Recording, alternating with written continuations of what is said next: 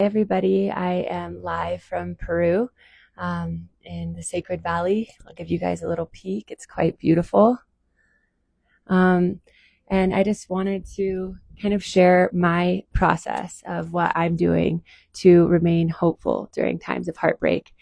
Like half of the country, I woke up this morning and found out the news that Donald Trump would be the next president. And I absolutely bawled my eyes out. I was devastated. I felt so heartbroken for myself and America. And I know not all of my followers probably feel the same. Some people are probably rejoicing. This is for those of you who are feeling hopeless and feeling scared and feeling like your rights are at stake, and just feel so crestfallen. So I want to go through a few quick steps of what I do for myself, what I did this morning, and hopefully it'll be helpful for you to harness hope during times of heartbreak. So the first step to harness hope during a time of heartbreak is to allow yourself to feel your feelings. Know that all of your feelings are valid. This morning I woke up, I bawled my eyes out. I screamed into my pillow. I said the fuck yous. I went for a run. I stomped it out. And I also, encourage going on a car ride and just screaming to the top of your lungs at the most angry song that perfectly encapsulates how you're feeling. Because we can't really, move forward until we give all of our emotions that we're feeling, however complicated they might be, full permission to just exist. And step one might take a very long time. You might need to snot cry. You might need to allow yourself to sit in the disappointment and the devastation for a little bit longer than you would like, and that's totally fine, because right now what we're saying is our emotions are valid, and this is a hard time, and this is super disappointing, and I'm doing it right now, full permission to feel my feelings, and it's okay. It's okay if it takes a long time for those feelings to come out. And then step two is checking in with your inner child and asking them what they need right now, closing your eyes, imagining your 6-year-old self, and asking them what they need to feel safe right now. What do they need from you to know that you've got them, no matter what's going on in the outside world or who is president, that you have got them. And what is something that you can do for them to make them feel seen and safe? Maybe you can shut off your phone for an hour. Maybe you can allow yourself to kind of binge watch your favorite TV show. But what does your inner child need from you to know that you're not going anywhere regardless of the outside world? And then step three is to remind yourself of times in the past where you have overcome something hard, where you thought the world was ending and it still went on, and you fought harder, not just on an individual level, but also collectively, remembering times in the past in history where something took a dark turn, and it was the catalyst, it was the awakening for everyone on a grassroots or individual level of we have to come together. If this is happening, if this happened, rather than feeling devastated, it is time for a collective awakening. And I'm excited and I'm ready to be a part of that. So step three is really acknowledging times in the past that you've overcome hard things and how you've built that resiliency, calling forth those examples. And also historically, what have some dark times been in history that were the wake up call for the change and the elevation of consciousness? And how can you really look at what's happening right now and be how can I be a catalyst for unity? How can I be a catalyst for love?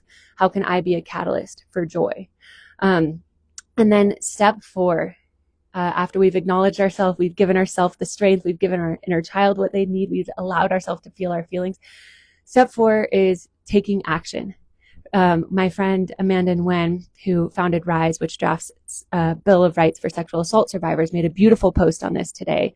When you're feeling anxious, rather than having forced relaxation, why don't you take action? So step four is what is something that I could do to get involved in for a cause that I care about, that I could at least be moving the needle forward and be proud of how I'm showing up, rather than leaving it to the hands of our politicians that may or may not, make a change. So what's something that you could do for a cause that you care about, that you feel might be in jeopardy? Given the election results, what is something that you could do to spread love this week, to spread love to a stranger? Maybe it's to your barista, or to texting someone and letting them know how much you care about them. But how can you then be the catalyst to spread those messages of love and unity, and to kind of reach across the lines in your own neighborhood to start the healing. Because what this election has shown us is there is a great divide. And, we don't want this to happen again. We want to have a more unified United States of America. We want to see the goodness and love in everyone. And so how can we take action? Okay, so to recap those 4 steps, and then I'll just end with a very quick meditation. And if you look at my IG live yesterday, I also have a unity meditation, which is still just as fitting today as it was yesterday. But to recap the steps, step 1, when you're feeling hopeless, let yourself feel your feelings, no matter how long that takes. Step 2 is ask your inner child what they need. What do they need from you to feel safe in doing that? And like I said, maybe it's dancing around in your room. Maybe it's binge watching your favorite TV show. Maybe it's like going and getting your favorite comfort meal. Step 3, remind yourself of all the times you've overcome hard things in the past, and that our nation, or on a larger scale, hard things or dark times have been overcome, and it's helped us build back even stronger. And how can you be the catalyst in that movement? And then step 4 is taking action on the causes that you care about, and taking action by spreading love to people in your neighborhood. So with those 4 steps, we'll just kind of do a quick check-in. We'll just close our eyes for a brief minute, taking a deep breath in through our nose, an open mouth exhale, sighing it out. Another deep breath in, an exhale, release, and then a deep breath in one more time. And exhale, just sighing out any anxiety, any frustration, any disappointment, and just noticing where you feel it in your body. Maybe placing your hands there. Maybe it's your heart or your gut or your throat or your head. And as you place your hands there, just asking your anxiety or this tension what it's telling you. What are its messages? Just listening without any judgment.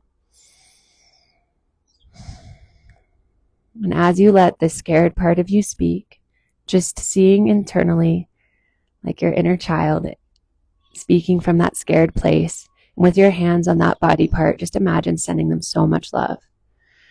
And as you send them this love, imagining it like golden light, imagining this ball of anxiety or tension starting to soften, starting to relax, starting to infuse golden light from this place of tension through all parts of your body, from the tip of your toes to the top of your head, to your nose, to your ears, till your whole body is radiating this golden light. And once this tension has been diffused in it, you see your highest all-knowing self. And just noticing the steadfast energy, the energy of equanimity of your highest self, that they cannot be changed, that their power cannot be taken away, no matter who is in office, no matter what's going on in the outside world. And just asking your highest self for a piece of wisdom. What is the perfect next step that you can do to move through this pain and to turn it into power, to turn it into action? Trusting whatever they say,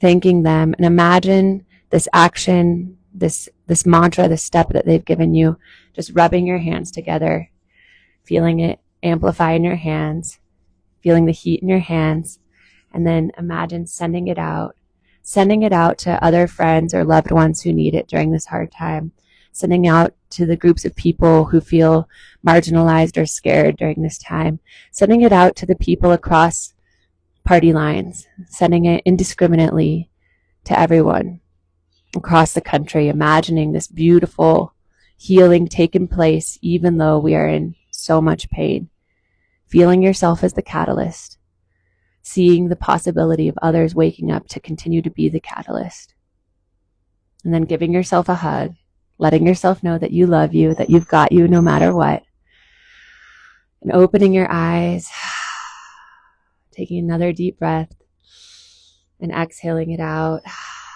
Thank you all for tuning in with me today. Obviously, this was cathartic for me as I cried during the IG Live as well. And my hope is that today marks day one of all of us continuing, doubling down on being the unity, being the healing, being people of integrity, and, not letting the results of an election, however disappointing they may be, keep us from being the change that we want to see in this world. So thank you all. Have a beautiful Tuesday. Definitely reach out. Let me know how this went for you and what else you need, how I can support you during this time. And so much love for all of you. Thank you for tuning in.